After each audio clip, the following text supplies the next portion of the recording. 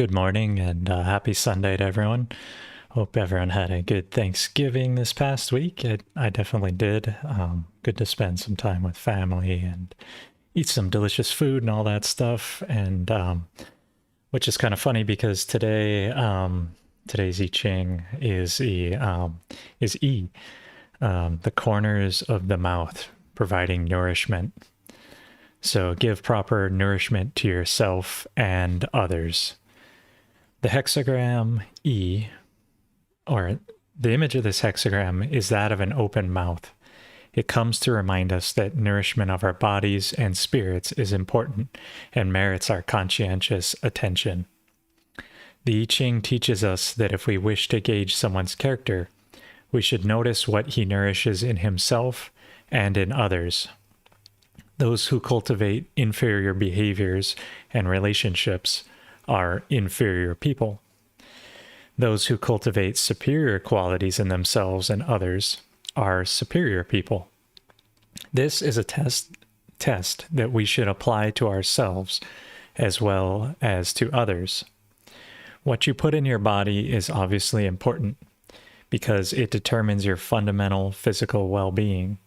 It is wise to be moderate and thoughtful about the food you eat. What you put in your mind is even more significant, and regulating it is a more subtle art. This hexagram gives us a three-part advice on that subject. The first counsel is that we should not feed our minds on desire. When we forego our equanimity and begin to desire something or someone, a host of inferior influences comes into play. We become ambitious about obtaining the object of our desires. We become fearful that we will not get them. If we do achieve it, our ego is gratified and strengthened, and soon it issues another demand for us to meet. A self-reinforcing cycle of negativity is thus created. Therefore, it is wise to hold yourself free from desire. The second counsel is that we begin and continue to maintain a regular practice of meditation. Sitting quietly with your eyes closed, even for as little as 10 to 15 minutes a day, begins to clear the waste out of our hearts and minds, making room for the nourishment of peace and wisdom to enter in. To sit in meditation is to tune your ear to the voice of the sage, and it is the most powerful way of gaining his assistance. The final counsel is that we observe tranquility in speech, thoughts, and actions by cultivating calm and equanimity in all that you say, think, and do. You nourish your superior self and that of those around you. One who follows these three counsels now will meet with good fortune.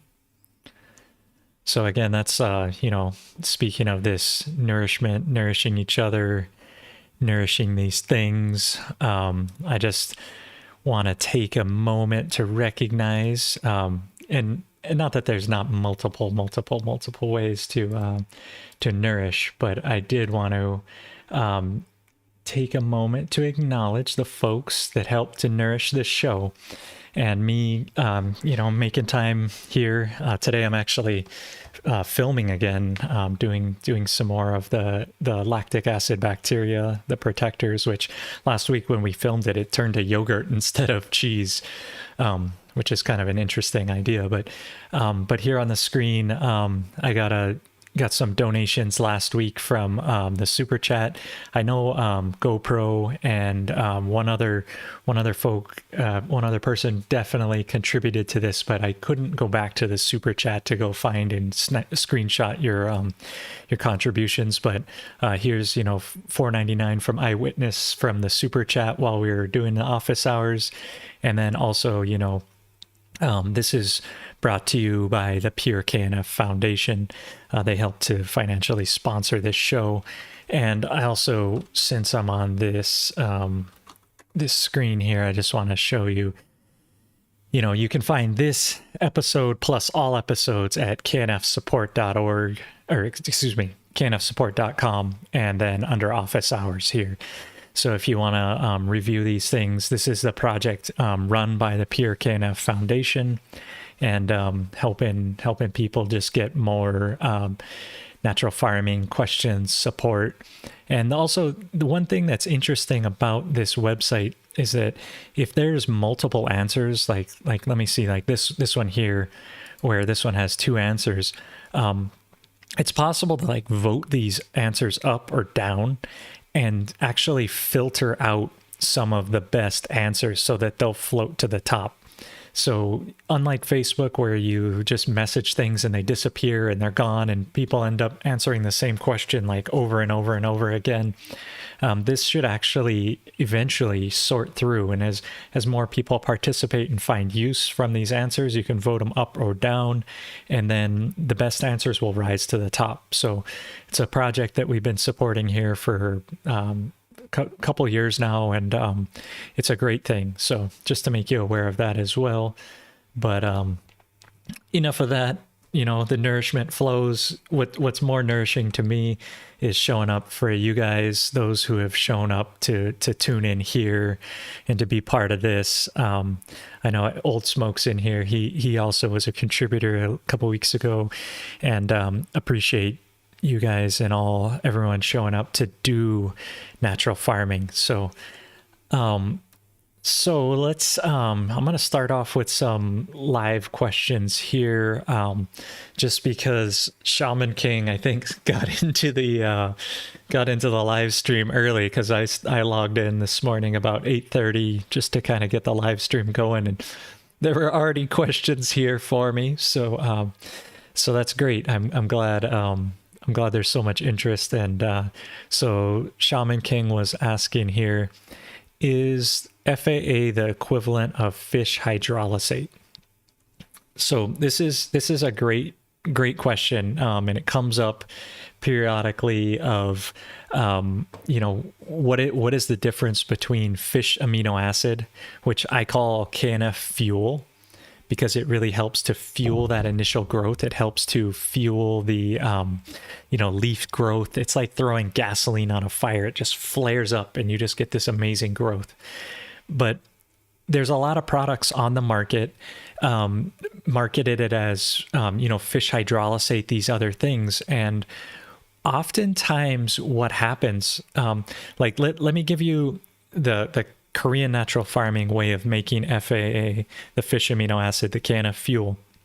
You take raw fish, fish waste, preferably the heads actually, and preferably deep predator open ocean fish. But you can make this from, I've made it from pigs, I've made it from mongoose, I've made it from other animals.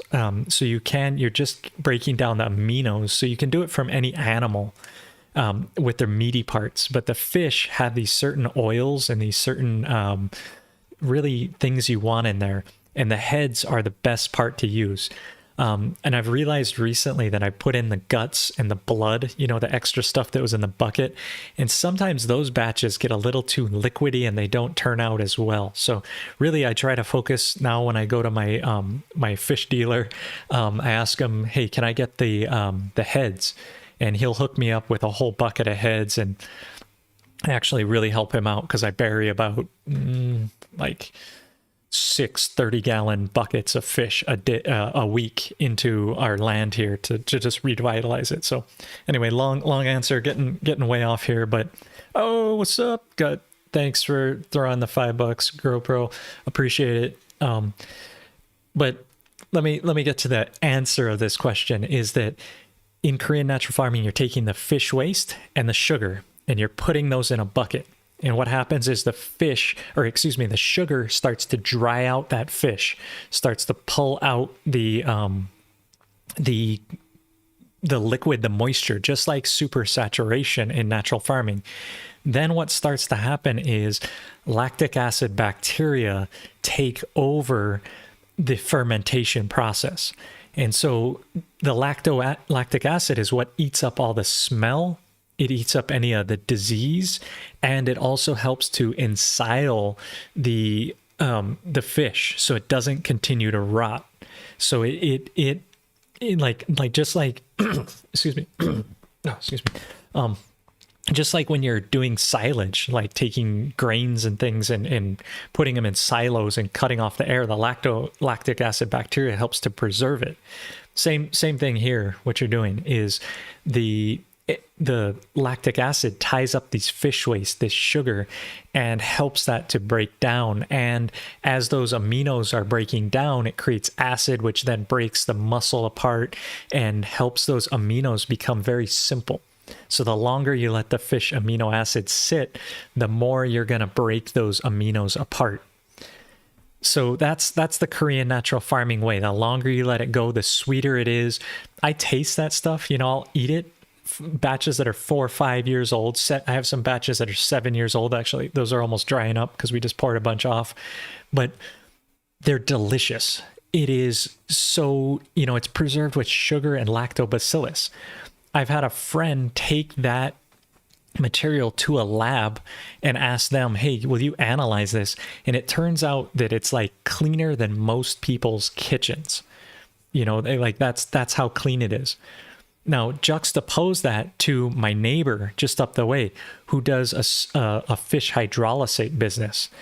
He calls it pokey for your plants. And I'll love out to Keith and his family, love them as people. But what they're doing is they're taking all the same fish waste. When I don't pick it up from my friend, he takes the fish waste from that same 6 30-gallon trash cans of fish, and he runs it through a grinder. So it's this big tank that takes it and runs it through this small grinder, and these wheels grind the fish. But as they're grinding the fish, what happens is heat rises. So just the process of grinding, he's not adding like any flame or anything to it. It's just the process of grinding it, but it cooks the fish. So, and when you cook the fish, you've then denatured the proteins. So same like, you take an egg and you crack it and it scrambles the proteins as it cooks and it turns white and, like from clear to white. And that is a completely different protein. And so to take that and then spray it back to the plant when you've added heat, you've denatured the proteins. So when you're getting fish hydrolysate from the market, from the store, you're not sure how this process happened. And if they're heating it, they're denaturing these amino acids. So then when you apply it back to your plant, the plant is like, what are these proteins? What are they? They're all scrambled. They're not in that same fish amino acid simplifying, getting simpler. Amino acids are the building blocks of life. And as those things start to break down via fermentation, they get easier and easier to absorb and use. However, you cook them and now they're completely different. They're on that same breakdown process, the same smoother process, that same, fresh nature ways is being broken apart. The other thing that most fish amino acids or fish hydrolysates, do is they'll fractionate it. Meaning that they'll take the really valuable oils and fats that have risen in this and they'll suck those off. And then they'll just sell you the stuff that was on the bottom that was ground up, that was this fish hydrolysate. And so they're taking a portion of your product that if you're able to make your own KNF fuel on your property, and you get to make it in your buckets, you get those fats, those oils, these other compounds that are in these fishes that are super valuable. The idea of fats and oils can't be overstated of how important those are to biological processes and how much your plants need these things. So there's a big difference between fish hydrolysate and fish aminos, and it all depends on the process and how it's done. And I can't vouch for any specific supplier or anything who's marketing fish hydrolysate, but I can just tell you conceptually from that to know there's a difference between how it's made, what is the end result, and how are you getting things. It's not just about, okay, I got fish and I ground it up. It's just like saying, there's nitrogen in the air. why can't our plants use it? Well, it has to go through a fermentation microbe process to have nitrogen fixing bacteria pull it out of the air and make it available. Same, elements are not just elements. They're not just bioavailable. It really has to do with the process of how these things happen to get them to go where you want them to be. So anyway, long answer to that question, but I love it. It's one of those things I wanted to talk about. So thanks for asking, Shaman King. And he has another question here. What does the moon cycle have any effect in the IMO making process? And I believe it does. I would say, you know, some of the best times to make IMOs are during and after the full moon.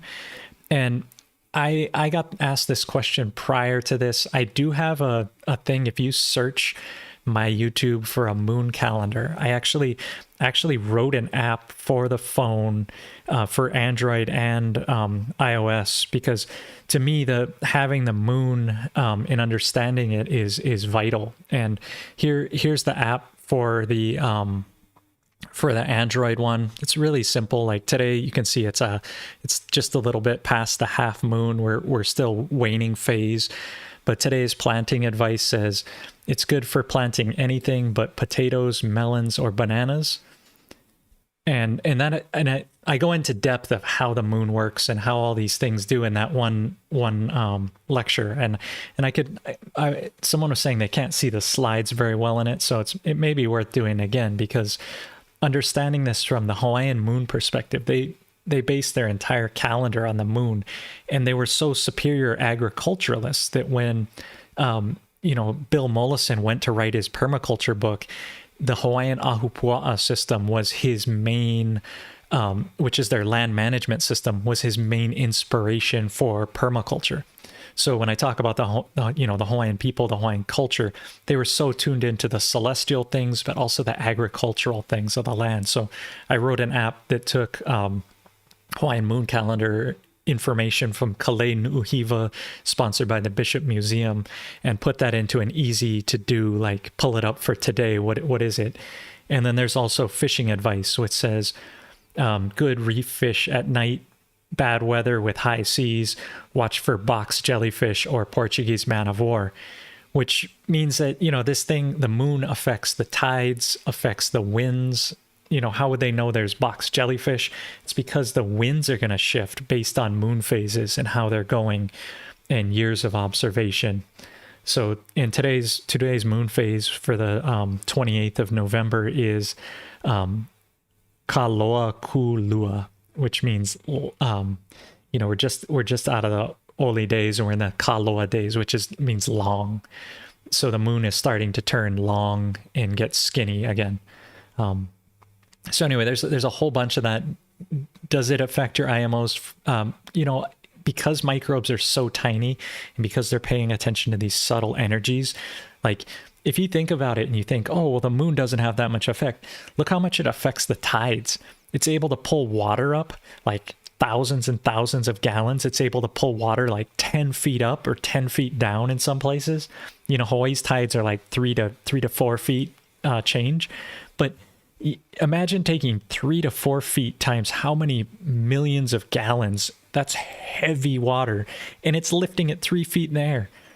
That's immense energy. And so it does the same thing inside of your plants, is that as the tides are changing, the water in your plants is being drawn up more or drawn down more, meaning that, and so there's certain moon phases that really affect, especially during the full and new moon phases. That's when there's the most dramatic change of energy coming up, energy coming down.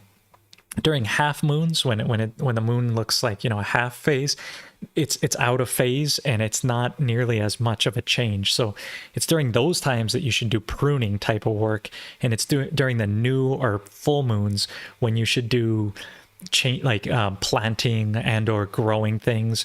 And right after the full moon, you have what they call the medicinal days. There's 3 medicinal days, and those are the best times to gather fermented plant juice, like to make the KNF food from your plants. So anyway, I could go on for a while on moon phase, but I do have a lecture on that. It's pretty darn good. I love the moon and super tuned into it.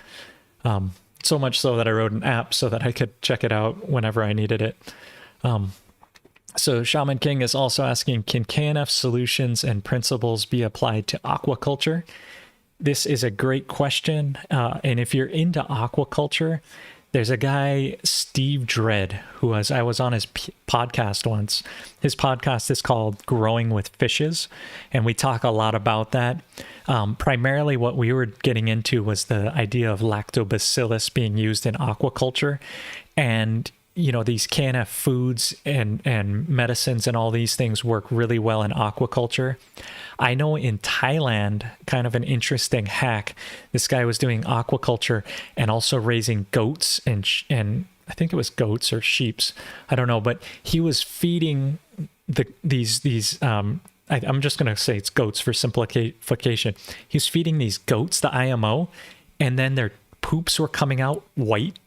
Like the microbes were growing in their poops, and then he was feeding those poops to the fish because there's still a lot of nutrient value in there, and then he didn't have the same antibiotic use because tons of antibiotics are used in aquaculture. And I'm not saying like your hydroponic type thing. What I'm talking about aquaculture, I'm talking about fish farms where they're raising fish in a tank or fish in a big mesh in the ocean, where they're tons and tons of antibiotics and pharmaceuticals are used in that fishing operation. And the same, if you can get the IMOs in there, you can get the lactobacillus in there, you can use these KNF foods to change the quality of the water and getting it in there, the better off you're going to be in terms of health. I know people have used lactobacillus in aquaponic type things where they have the fish in a system where it's running through, and they use lactobacillus, and they said it made it much easier to balance their nitrogens, because you're always going between nitrate and nitrite and balancing those nitrogens to get it correct. And the lactobacillus helped. So did biochar in the system, which you're probably already doing that, as well as using the microbes and anything. And you don't have to use it in the same dosage that other folks would. You actually can go much lighter because it's a complete aqueous solution, and the plants are just in there, dipped in. It really makes a difference. So yeah, apply these things to aquaculture. Just go a lighter dilution, because if you put it at those full concentrates, there's no need, because they're in this aqueous solution. So cool. Getting through these. It's kind of long-winded questions, but I hope you guys like that. I mean, this, you can find other resources, other places, but the whole point of this office hour is to like go in depth and really get you, what I know as much as I can here. So GoPro got a question here. Can SES be stored for long-term closed, made with FA and LAB added in, and how long? One thing I'm going to recommend is to think of it in a different vocabulary. I know SES and all that is some older vocabulary. Reason that vocabulary was old is that it was originally translated by somebody who was an academic who didn't understand natural farming, and they just took these super literal translations. But what does SES mean? If you talk to someone who's not a experienced natural farmer, they'll look at you and be like, I don't know what you're talking about. So what I call SES is seed soak solution, and just seed soak formula, actually. And so I recommend one to just call it seed soak solution, seed soak formula. Drop the SES. That stuff, it's like it makes it sound too esoteric, like you're way out there. You're asking, can you store the seed soak solution with the fuel and the protectors? And so what happens when you take these things like seed soak solution is taking your Korean natural farming solutions, the 9 core solutions, and you're diluting them. So in my book here, I don't have the most recent copy up, but have a little chart where it shows how to dilute these. And once you've diluted them, you've added so much water. The key to preserving them is that before adding the water, they're super saturated, meaning that there's no moisture in there. As soon as you add water and dilute them to make your seed soak solution, you've now given the biology free range to go nuts. And so what can happen is, especially if you've added fuel and protectors, is it'll start to ferment. So what's recommended is you really only store these about 3 days. It may be 5 days. And if you did take them and you want to store them longer, like for some reason you mixed up a batch that you really want to store like a week, 2 weeks, you can put it in the refrigerator, just like you would milk. You know, milk is going to continue to ferment, rot, / depends on how it was treated. But if you put it in the fridge, it'll slow that down significantly. So if you really needed to store it, like say you mixed up too much and you're like, oh, I'm going to use it next week, you can put it in the refrigerator and get it down to like, 32 degrees or 35 degrees, I think is what most fridges are set to, Fahrenheit, and keep it that way. So it is possible to do that. Oftentimes though, if you've mixed up too much, I just recommend, using it all, going outside and just, spreading it on your neighbor's land or your yard or something, and just boosting the environment that way. Because storing it is not a good idea. However, I did want to bring up one point is that, say I'm going to mix a seed soak solution. So I'm going to combine all the things. And if you don't know the formulations, actually, I have it right here in the app here. So say I mixed up a 5-gallon batch of this stuff and I'm like using the seed solution here. So I've added, 19 milliliters of OHN, which are medicine, 38 milliliters of cleanser, 38 milliliters of food, 19 milliliters of fuel, 19 milliliters of structure, 19 milliliters of protectors, and 757 of seawater. So that's my seed solution that I've mixed up. I actually want to let that sit for an hour or two before soaking my seeds in it. And ideally let it sit about 6 hours. So make it in the morning and then soak your seeds in the afternoon, or do some sort of thing where you let those things kind of activate and mix. The longer they activate and mix, up to like 6 hours, up to 12 hours, they get really much more activated and strong because, like I said, the preservation fact, they're super saturated, so they're sleeping. You mix them, let them sit together for about 6 hours. You'll get better results than you would just making like a fresh mix, fresh go at it, fresh thing. So, but then there's a time window on the end where it'll start to rot after 3 to 4 days. It helps that you add the protectors to this solution because they'll keep it from rotting as fast. Any guys getting out of hand, they'll just crack skulls and be like, hey, get back in line. And they help to be these benevolent protectors to help the whole thing. And then here, Boise Eco Village is weighing in on that too, to say, best practice is to only make what you need fresh each time. And you could store it, but should you store it? Yeah. And the answer is no. But it's, you got to do what you can do. And I always talk in my classes about what I call rule 0, which is let nothing stop you from growing. So use what you got, start to get out there, start to do it, and you'll have good results. And you can always get better from there, but don't let something prevent you from trying or doing or being there. So it's Dave. Hey, what's up? It's Dave.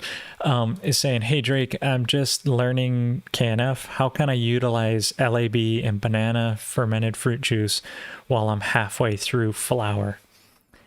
So let me say that I translate the LAB to be protectors. So think of that, okay, do you have any powdery mildew? Do you have bugs coming in? Do you have any of these things that need protection from? That's how you'd use those. I know growers that are going straight from veg all the way through to finishing, and they've used the protectors, that lactic acid bacteria, that entire time. I even know people that after flower will take their product and dip it into lactobacillus, pull it out, dry it, hang it up to dry. and that lactobacillus is good the whole way through. It will always help prevent molds. It'll help from anything from corrupting your flowers. It doesn't affect anything coming off there at all. It's a great thing. So you can use it all the way through, lactobacillus. Then when you're asking about banana fermented fruit juice, I call all, whether it's plant juice, fermented fruit juice, I call them all KNF food, because the translation again came through to us where plant juice was different than fruit juice. They're really kind of the same thing. They're used differently, but there was also a mistranslation where they completely missed flower juice or unripe fruit juice, which is that middle one. So there's actually 3 KNF foods. There's plant tips, there's unripe fruits and flowers, and then there's fruits. And I call them all KNF food, and it just depends on what you made it from for when you're using it. But I try not to differentiate between FPJ and FFJ, because that was also kind of a mistranslation type of thing. However, with that, how should you use your banana KNF food made from the bananas is it's really going to help as your medicine is starting to firm up and starting to get into it. So plant tips are used when you're growing in the beginning.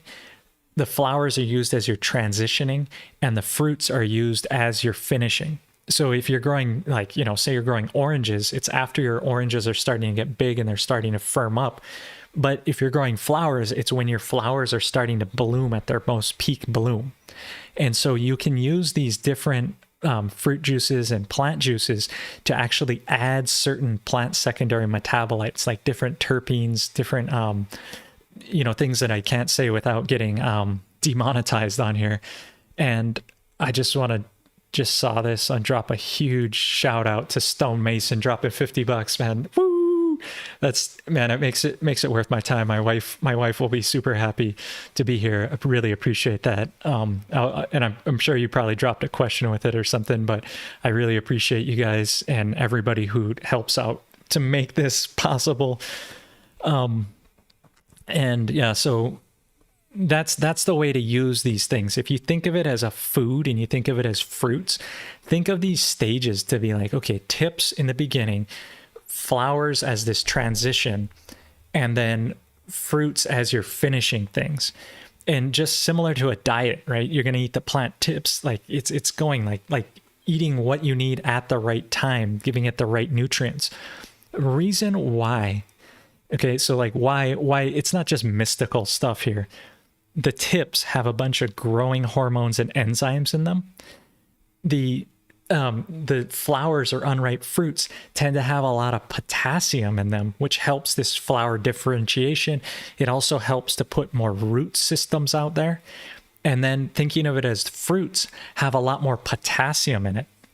And potassium is what gives you that crisp thing. I was learning about this old school thing where people were growing tobacco in America when the Europeans first came to America, and they started growing all this tobacco. And they said the American tobacco grown over there was just superior. And as they'd smoke this tobacco, they would get ash where it gets super long and the thing wouldn't ash. And what that was a sign of was a bunch of potassium in the soil. But of course, through poor soil management practices, they sucked all the potassium out or made it unusable or somehow, tilled the soil or whatever they did and ruined it. And now you don't get that same thing. But when you get that really good smoke in the tobacco, it's because of the potassium content. So if you think of this, like, what do you want to finish with? That potassium. It's what makes fruit sweeter. It's what enables them to hold all this thing. It's in addition to the calcium and the seawater, which is the minerals. So bringing those all in, and that's why in Korean natural farming, you don't really ever use one of the solutions in isolation. You try to balance them, and then, and if you know how to balance them, it's here in the app, right?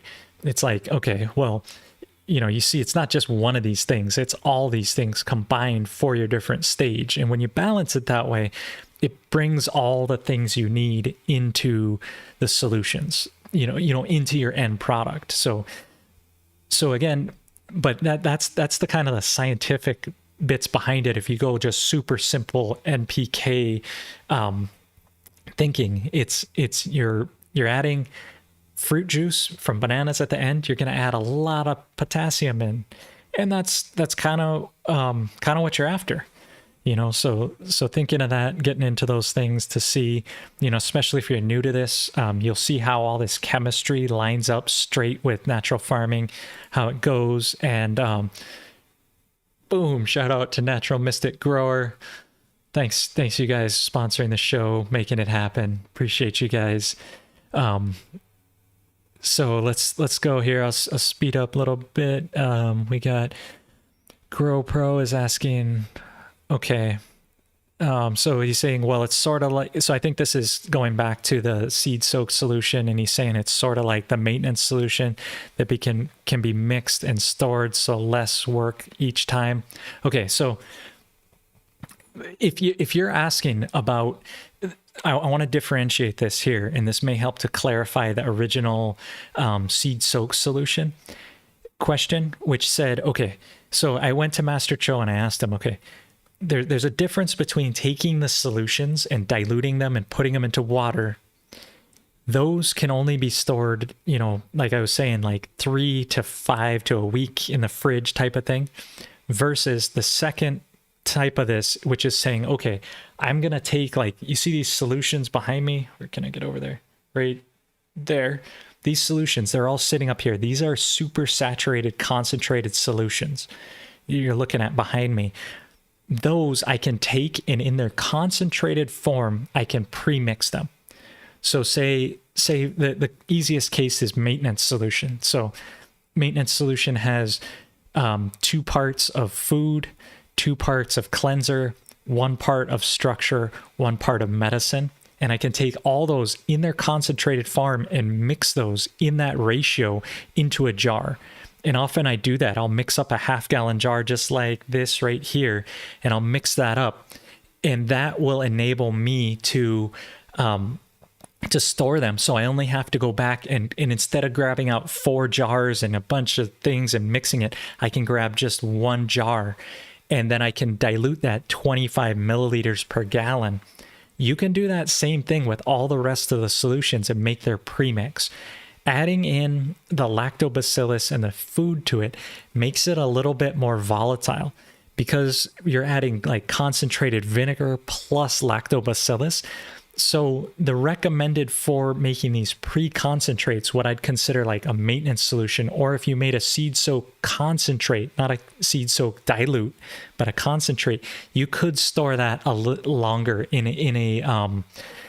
but about your time window for that, according to Master Cho, is about 1 month to 3 months max to take these things and make them. So if each month, you're going to go make your concentrates and then use them that way, as soon as you mix them in a concentrated form, they start to interact with each other. And these things are alive. Even the vinegar, for instance, is alive. There's vinegar eels in there. There's all kinds of things alive in there, and they start to interact with each other. So they do start to degrade quicker. But I do want to clarify that point where I'm talking about, did you dilute it with water already? Then don't store that very long. Or if you did it where you're mixing concentrates, you can store that for longer, but they start to interact. And this is where, getting another PhD and studying this to see what is the effect, what is the side-by-side trial, what is the science behind it, is where it would be amazing, because it's kind of hearsay. It's kind of Eastern, just like do as I say from like Master Cho, which he's been so right on every time. So I really, trust him when he just says something and there's no scientific evidence. I'm like, oh yeah, this guy knows what he's doing. But that's because he's proved it over time, and but I'd love to see that. And shout out to Shaman King hooking it up. Yeah, thank you guys for these donations, making this happen, keeping me going, making my farm, especially this last week where I worked so hard to make all these videos, and I'm looking forward to dropping those in the new year. I got a ton of editing ahead of me. Doing YouTube's like, and sitting here, it's super underappreciated work to do, because the amount of editing that goes in, the amount of things, anyway, it's way more than you see here. But I appreciate you guys tuning in and want to keep churning out the good content, because I see the audience tune in and I'm like, yes, this is what's happening. KNF is growing. We're going to save the world. Maybe. I don't know. I like to be hopeful. Hopefully you're hopeful too. Okay, so let's see. This eyewitness is saying, good morning. Literally just picked up 2 grill starters for some bones. I scored. Any tips on good charcoal would be appreciated. I'm each time I use it, I use Kingsford. It's, if you learn about the story behind Kingsford, it's named Kingsford because it actually comes from Henry Ford. When they were building cars with wood frames, they took all the rest of the wood chips and they started to char it to sell it as charcoal to people. It's probably one of the worst charcoals out there. Often I'll go with just scrap wood that I have, untreated lumber, sticks, put those in, light it with a torch like we did Korean style, light it up, go with it that way. But the 2 grill starters, I'm assuming you're talking about the KNF structure, where you take the 2 grill starters, you put one on the bottom, put your wood in there or your charcoal in there, light it. Then after it's lit well and flaming, you take your second grill starter, which is stacked with all your bones, and you put it on top. So the flames are going straight up through your KNF structure, your bones, to burn them and char them. It's so much easier to do this method of stacking 2 grill starters on top of each other than it is to try to do it on the grill and barbecuing.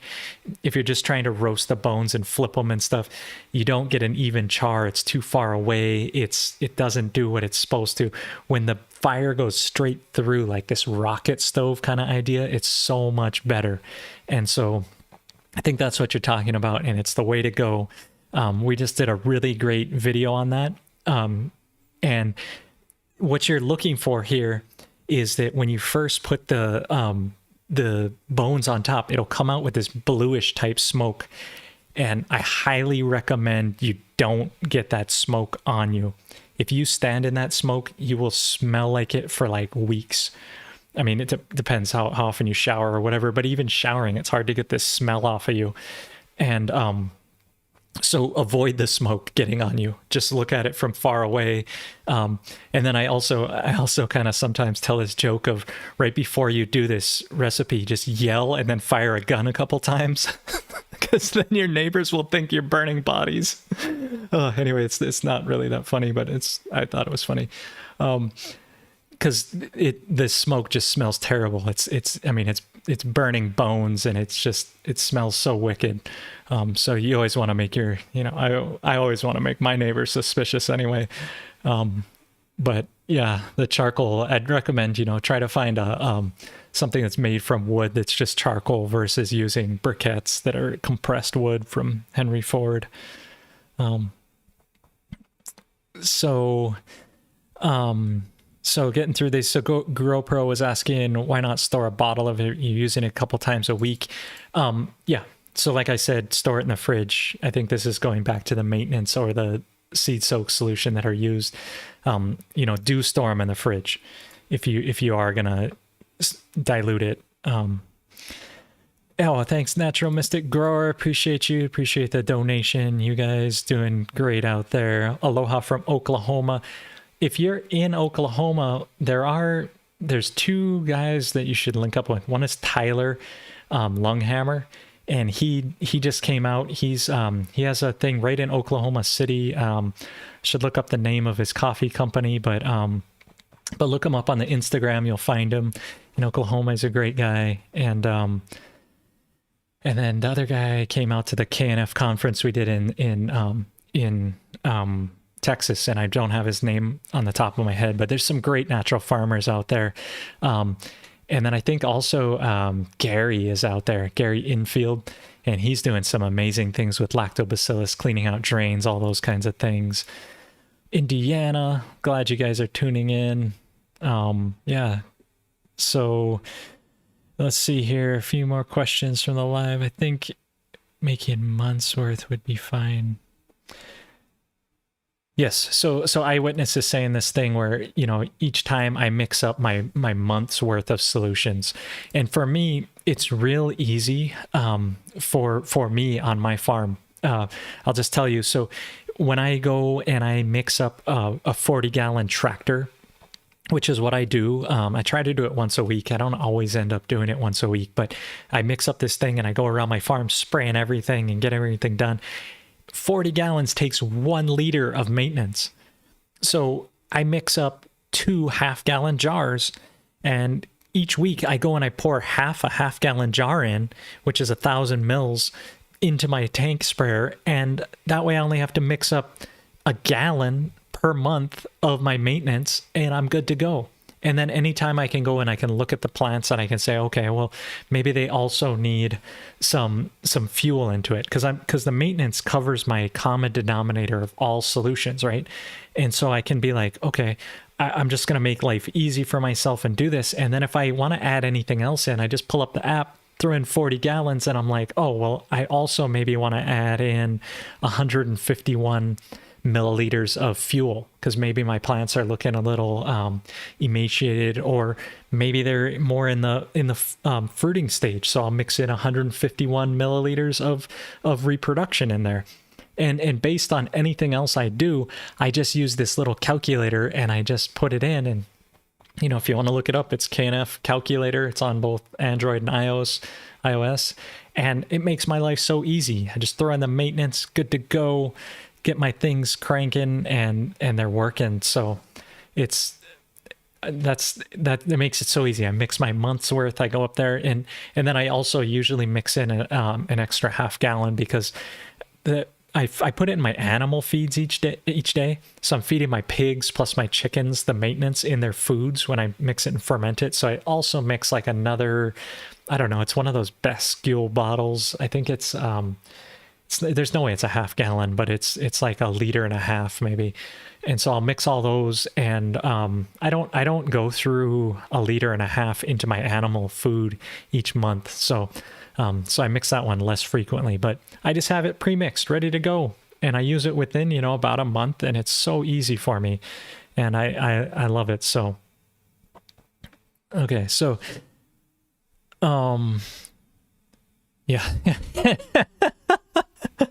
Avoid the smoke. That could be the $50 chip. Oh, this is funny. Oh, let's see. Oh man, I scrolled by a whole bunch. Did I? I don't know. Well, shout out to Mike Spangler too, throwing down $5. Appreciate it, man. You guys are great. This has been one of the most Thanksgivings. Thanks for nourishing me. Help to nourish you guys, and appreciate it. So let's see here. Sensational teacher, learning, sharing. Thank you guys. Trying to read all these comments. It's interesting doing this as a one-man show here. Let's see here. Find some more questions. Thanks. Oh, thanks to Master Cho. Yes.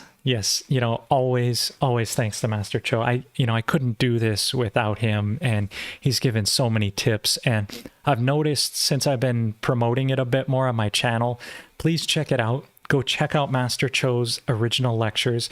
Go receive it directly from him. There's some out there that are just like woefully underappreciated. There's some lectures out there that have hardly any appreciation. Oh man, there's a bunch of chat that I think I scrolled past and missed here. Okay. So I just scrolled up here, and I'm going to go into these. I will get to all these questions. I'll put them in here. Even if I have to go a bit over here. Let's see. Okay. Cheers from OKC. Okay. Coming down.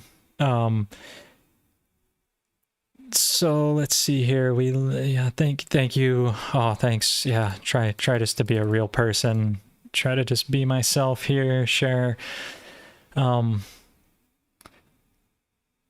If anyone's interested in this, Val F is saying making a nonprofit. We did make a nonprofit this year. It can help you with those filings, those things. We made it actually a couple of years ago now.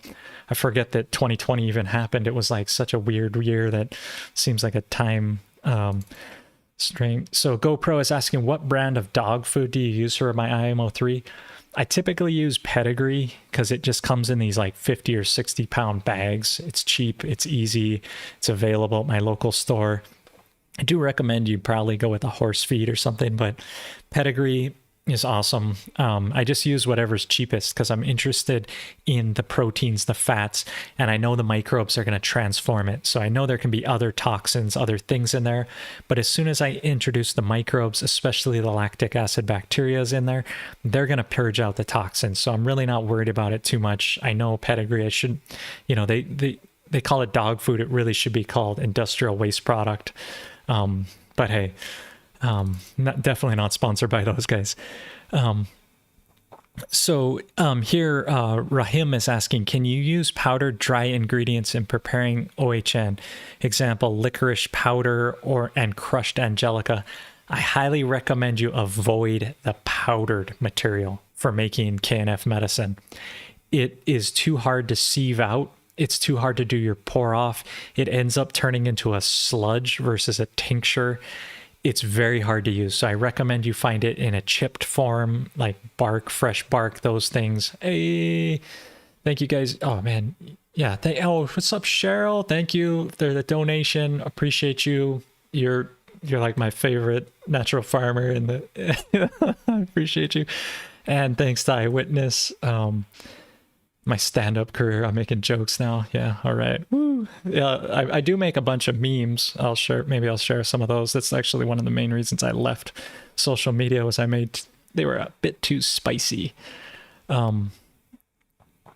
So I recommend, avoid the powdered stuff. It's terrible. It's really hard to work with. It's too hard to sieve. Thoughts. So Val is asking for thoughts on adding pineapple stems to facilitate breakdown. Maybe this is related to the fish aminos to help break down. Anytime you're going to get that papain enzyme, bromelade, I think also helps to break down these meats. It can be used, especially if you're in cooler temperatures. Go for it, a little bit of it. Even some pineapple skins will help break it down.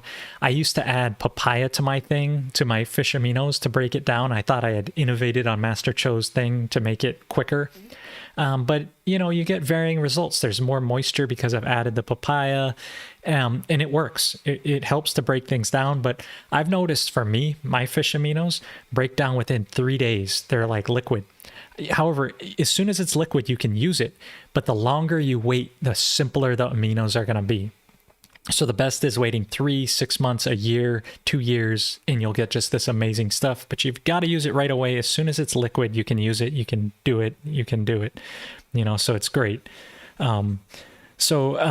Canna H in New Hampshire Happiness, maybe? I'm not sure exactly what the name is here, but he's saying, Dear Drake, is it okay to use a dying plum tree trunk as a hugelkultur bed, or is it allopathic? I continue to search the web. If you're going to use dead material that's diseased, put lactobacillus on it. It'll help to purge that out. Put IMOs on it. It'll help to purge that out. Anytime people talk about diseased plant material, those types of things, the microbes are your friends.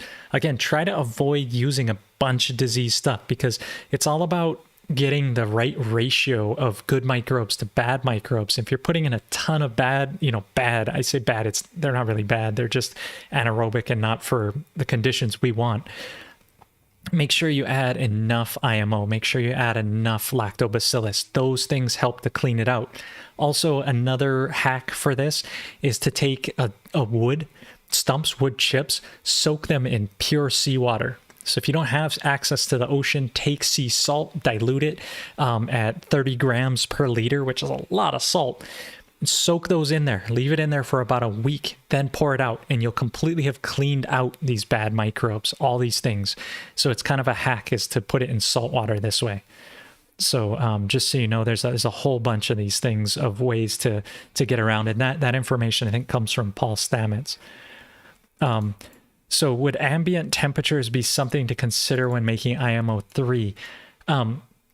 if you go back to like my second office hour, I did an experiment, and this is Eyewitness asking this, where I did a temperature probe into my animal ferments, and I watched the difference between the ambient temperature, so the air temperature, and the temperature of my inside probe. And you'll see the temperature goes up, it plateaus at a certain area, and then the temperature starts rising. But the second temperature rise was directly related to the air temperature. So yes, your ambient temperature directly relates to it. And I think there was about a 20-degree difference between the ambient air temperature and the fermentation temperature. So just on my small little experiment with my little temperature probes, I noticed a huge difference. And I'm looking forward to doing another IMO pile. I'm going to do it for a sauna, but I have this little probe that I built here. It looks kind of like a tangled mess right now, but these are all temperature probes. And so I have 4 of them. So I'm going to embed them in different parts of the IMO pile. And I want to do all this scientific graphing. So I'll get to it one of these days here, probably in the next couple of weeks. I've been just busy with holidays and all kinds of good stuff, but I want to really answer that question well. And Justin is in the stream. Justin Chappelle. I stopped by his place in Bend, Oregon. Of all the people where I went across the Aloha tour, he had some of the best solutions that he was making, helping him grow some commercial hemp up there in Oregon. And one of my good friends, shout out to you, man. Susan and I talk about you a lot. So and he's asking, what should he be doing to prepare his ground for winter? I recommend before winter that you mulch as much of your stuff as you can. Throw some, if you can get some hay, or not hay, but straw or some sort of material like that, put it down, and then spray liquid IMO, lactobacillus. Put your maintenance sprays down. Do your KNF soil structure before winter. That way, all winter, these microbes are going to be interacting. They're going to bring the moisture in. They're going to do these things. If you can't, you don't have time to do that, make some Jadam microbe solution and spray that out there. Make it happen. Put it out there because, and if you're really curious about that, I believe Stephen Cornett with Nature's Always Right just did a great episode on what he's doing to overwinter his garden beds. He's a good friend of mine. Love him. Been getting into natural farming, especially the Jadam things. He actually went to go visit Youngsang in Korea and studied with him because his wife, I think, speaks Korean. So he was able to go with his wife to be a translator with him. And he has some great videos on what that is. So I trust him to go and do those things, get that together, get your beds ready for winter. And then Stonemason is saying his pile is cooking at 30 degree weather, if that helps. Yeah. Once you get these microbes started, they'll go. I mean, that's one of the things about the microbes or the pig pens in Korea is they don't have to add artificial heating because these microbes are active in the floor living there. They actually create enough heat. So they go all throughout winter and they go. It's just a matter of getting the pile started, getting it going, insulating it enough to kick it off, but it'll go in freezing temperatures and all those things. So, the one thing you don't necessarily want to do is try to collect IMO1. Get your seed IMO in winter. It's very challenging. The best time to get it is in spring, when the microbes are naturally active going. Springtime is going to be your best time to collect. But if you already have one, go for it. You can mix an IMO pile at any time. Plus, if you jump in it and bury yourself, it's going to be just an amazing sauna. And that's one of the best parts of making it. So he's Eyewitness is saying, like, if my IMO2 was from a time when temps were warmer, would it affect making IMO3 when the temps are colder?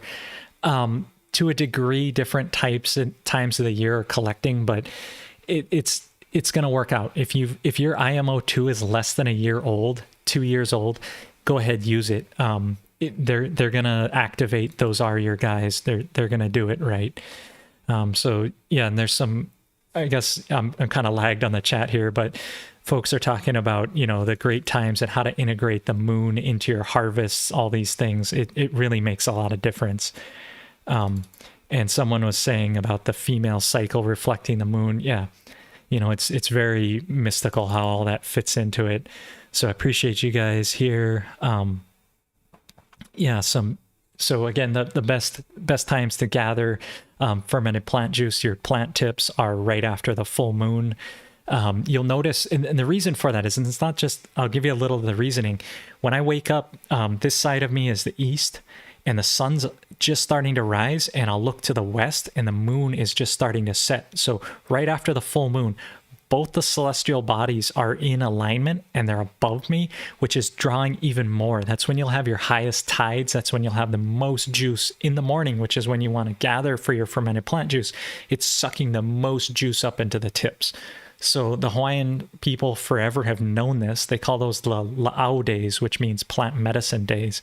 And that's the time that traditionally they would gather plant material for medicine, is right during that time. So it's all those energy being drawn up into it. So yeah, potent ponics is Steve Dredd's thing. Thanks for someone pointing that out. Keep doing what you're doing. Yeah, thank you. Thanks, you guys, going through. I guess I'm just reading older chat here. Yep, they're no longer under arrest. What is it? If you just want to make it with water, it's still good. Yeah, so I answered most of these questions. Thank you guys. Thanks for the donations here, making this happen. Really appreciate it. Nourishing each other. Yeah, getting through these. Joe, I have a hard time getting my IMO4 to heat up unless I add FAA, but it still ends up with lots of visible white mycelium and a nice forest smell to it. Do you still think it's good quality? So this is Joe Peduzzi asking this question. And so I discussed it last week, I believe, or the week before, where I was talking about the reasons to add KNF fuel into your piles, into your IMO 3 and 4. Depends on what substrate you're using. I was talking a lot about that. You know, if I'm using the horse feed, we just did an IMO 3 pile with mature horse feed. I did not need the extra fuel in there. However, when I'm using the wood chips and dog food, I do add a little bit of fuel in, and to understand how those fit in. Will you get good quality if you've done this? Most likely. One thing I do want to address on the IMO piles is sometimes you'll see the pictures on the internet where people are like, oh, my pile is blooming out all this great bloom. Oftentimes when I'm looking at those blooms, they're like tie-dye in color.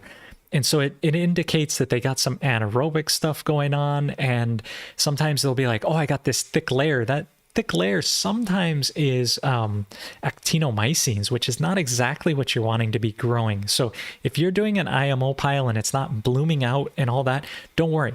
The last pile I did, in fact, the only place it bloomed out was on the soil around my pile where it got wet. There was not very much bloom out on the pile itself, but the microbes are super active, doing their thing, and I'm not actually looking for the pile to bloom out.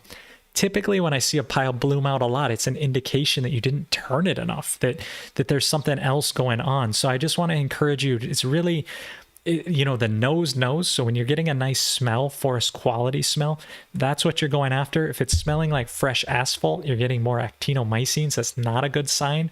And just turning it, but not turning it too early preemptively. I talked about this a lot last time, so don't want to beat it too much. But the idea is that, you know, don't worry if you're not seeing a bloom out. It's not all about this like money shot for the Instagram type of thing. It's about really putting the goods out there so that, you know, that your nose knows, and smelling it should smell like a bakery and then a forest floor as it starts to mature.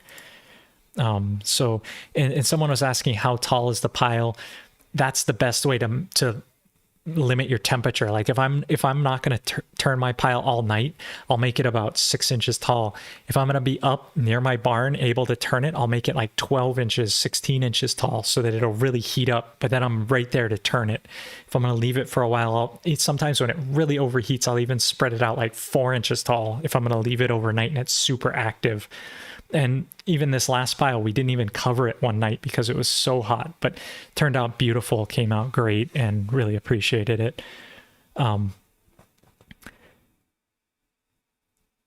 Thank you, Harold.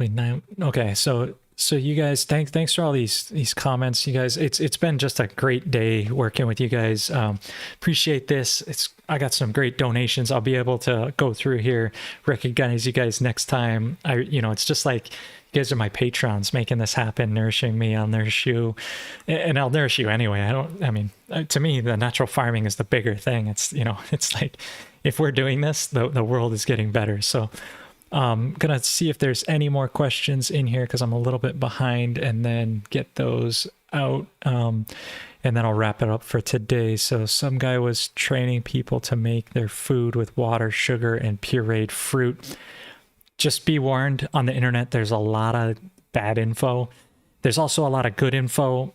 It's if you're adding water and pureed fruit and sugar, you're making more of a jadam type of thing. And I really recommend, going with someone who's studied directly with Master Cho to be your teacher. And even then, I went through the Philippines to go evaluate folks' solutions that they had been trained there, and most of the things had turned to vinegar. So learning how to taste the things, to evaluate them, to know what the smell should be like, to see the sight, to know all these things, that's what you got to do. So trained with someone who's reputable and knows, there's good info, there's bad info. Even the document that I see get passed around a bunch is this KNF India book, and it has some okay things about it, but it's kind of gnarly too. And really, all these things, if you learn from Master Cho properly, they should all be human edible. They should smell great. They should be part of your life. In fact, you start practicing Master Cho's natural farming, and you'll find that you're integrating these constantly into your life. So I appreciate everyone here. Let's see here. Thanks for these donate. Man, this has been great. I really appreciate it. Let's see here. All right. Well, I want to support you guys, read through these comments fast enough so that I'm not just having some dead space. Someone's commenting on my beard. Master Cho says I have pigs in my beard. It's actually where I store all my IMOs. So I want to appreciate you guys here. Let's see. I'll take this one last question here. So you guys are talking about the microscope. I do have actually an Omax. I think that is the name of it, and I do have the trinocular. And is this I primarily use my microscope at about 20 times up to 400 times, and that's enough to do my my biological analysis. So going deeper, like 25,000 or 2,500 times into it is not necessarily that much more beneficial, because then you have to put oil between the slide to keep the light from going and stuff. But primarily anything you can look around. The key is to have it so you can move the stage around to quickly scan through your slides and all that. So so you guys, and then someone else is pumping up Stephen Cornett. He is awesome. He's a good friend of mine. I did an interview with him when he came to the Southern California KNF conference, and it was great to have him there. So I just want to appreciate you guys for coming out. Hopefully you guys like the new intro video. I added some B-roll footage to that based on Tyler's feedback, and hopefully, the sound, I've made this better, and just trying to nourish this feed, this audio, make it good for you guys. And right now I'm working on a whole bunch of video, looking forward to that, putting that out for you guys. And again, I just want to emphasize one more time here. Let's see, where's that window? It's here. That if you do want to check these things out, the office hours, I'm kind of inspired by Ice Age Farmer. I don't know who watches him on the YouTube, but he's one of my friends. Maybe you shouldn't watch it on YouTube. He always recommends to use alternative things. But, so you can find this report and all my reports at knfsupport.com. and just inspiring each other, little bit of pinching the Ice Age farmer there. Shout out to Christian and his whole crew, but putting these up. And then the other thing I wanted to mention is that shout out to Jennifer. As I go through these, like for instance, if you look at this episode here, the November 7th, there's a whole table of contents beneath it. So if you don't want to watch the whole thing, you want to just get specific things like, you're talking about insulating IMO 4 piles, which I was talking about this time. Like here it is. It's at 30 minutes, 30 seconds of this video above. Jump starting an IMO 4 pile. This is where we're talking about adding the fuel to it.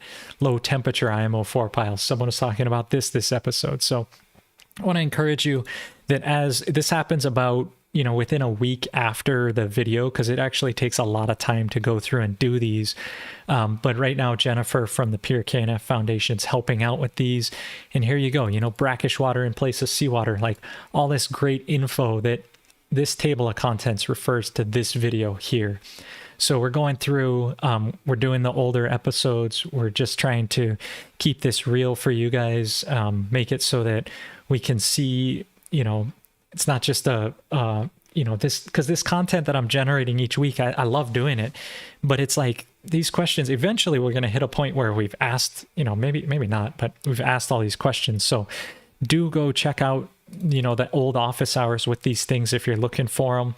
And I believe this will work in the search. Although I think this search right here is searching just for the answers. So we'll be working on the website to make sure it's good.